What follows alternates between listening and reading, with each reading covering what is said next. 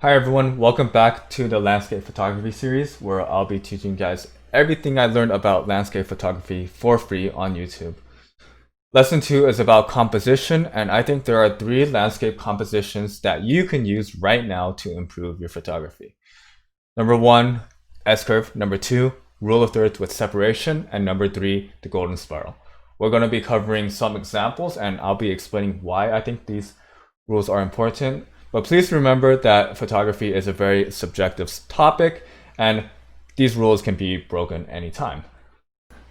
Let's first start off with a couple examples of the S-curve. I think the S-curve is great for separating images. Right over here you can see that the S-curve runs straight through the image, and imagine if this area did not have an S at all.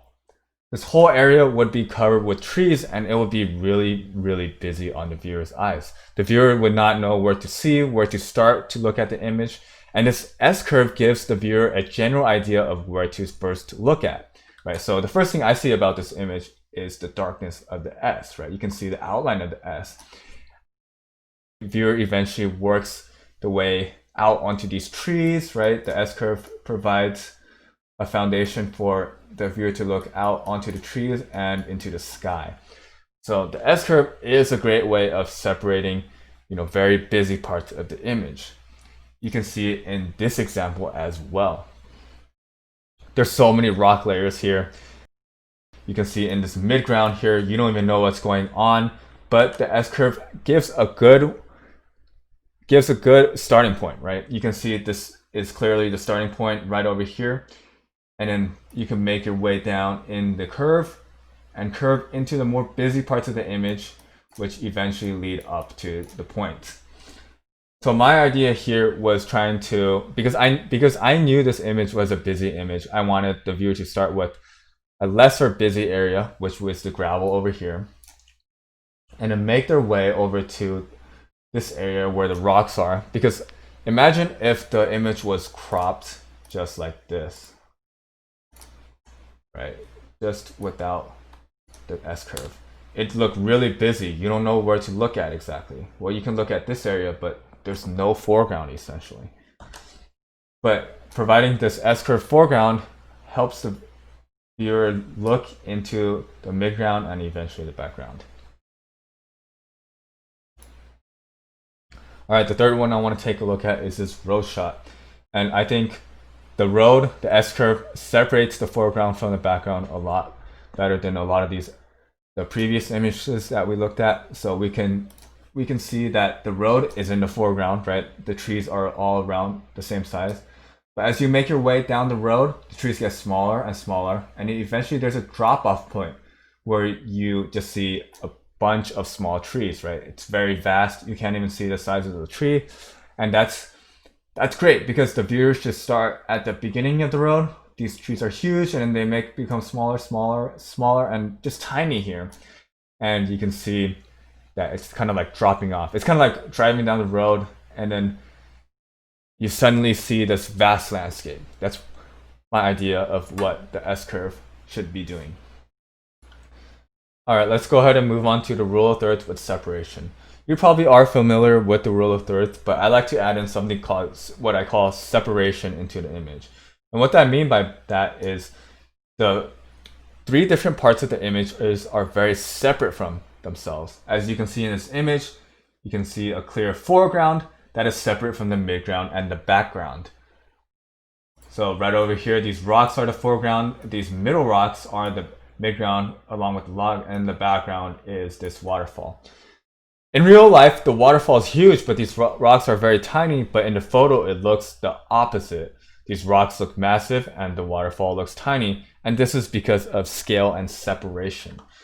Right, so this is a concept that I think will be useful in your landscape photography. You can go ahead and go outside, go to the road, your backyard, go to a beach, and get really low and try to separate these elements, the foreground, the midground, and the background.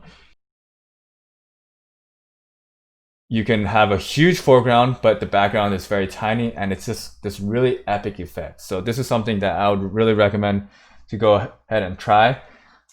And if you have any questions about this, just feel free to drop it down below. I'll be happy to answer it. Here's another example. This is the foreground, these clovers, midground are these logs, and the background are these trees. These trees obviously are massive in real life, and these clovers are tiny, but it looks like these clovers are bigger than the trees, and that's because of the scale, right? I separated the foreground from the background.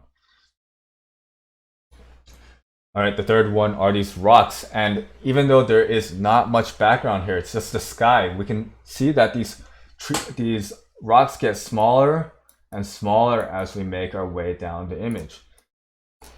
And eventually we get to the sky. So I think this is a great way to show scale. I know a lot of photographers like to do this, get really low and show small objects being really large. And of course, this goes in with the rule of thirds, right? I have around 2/3 of it is sea, and then the last third right here is all sky, right? 2/3 sea and 1/3 sky. Finally, we have the golden spiral. I've only started using the golden spiral recently, so this is rather new to me, but I think it's very effective when you have a strong leading line. As you can see in this image, the waves are very encapsulating and lead the viewer's eyes towards the image, right? So it's drawing the viewers towards this way, it's not drawing towards this way, right? So you can see it as the viewer looks into the image, their eyes usually go around here, up, into the sky, onto this rock, and then back into the sun. Right, so that's basically the golden spiral. You can see it starts with this strong leading line leading into the sky, into the midground area, back down into the rock, and into the place with the most contrast, which is the sun in this case. Another example is right over here. We have a strong leading line with this, these contrasting rocks, right? This bright area on the rocks. And it leads us into this interesting sky, back down to this cool looking rock, and then we're back into the area with the most contrast, which is the sun again in this case. So I think the golden spiral is a very good technique, a very good composition to learn as well, but you do need a strong leading line or an interesting foreground, something that will lead your viewers up in this spiral direction. All right, that wraps it up for this video. That was 3 landscape compositions to help improve your photography. Hopefully when you go out next time, you can think a little bit more about composition. I remember when I first started photography, I didn't really think too much about composition, and that really hindered my development. So I think composition is very, very critical in developing your landscape photography. As always, if you have any questions, feel free to drop it down below. Otherwise, remember to smash that like button, and I'll see you guys next week. Peace.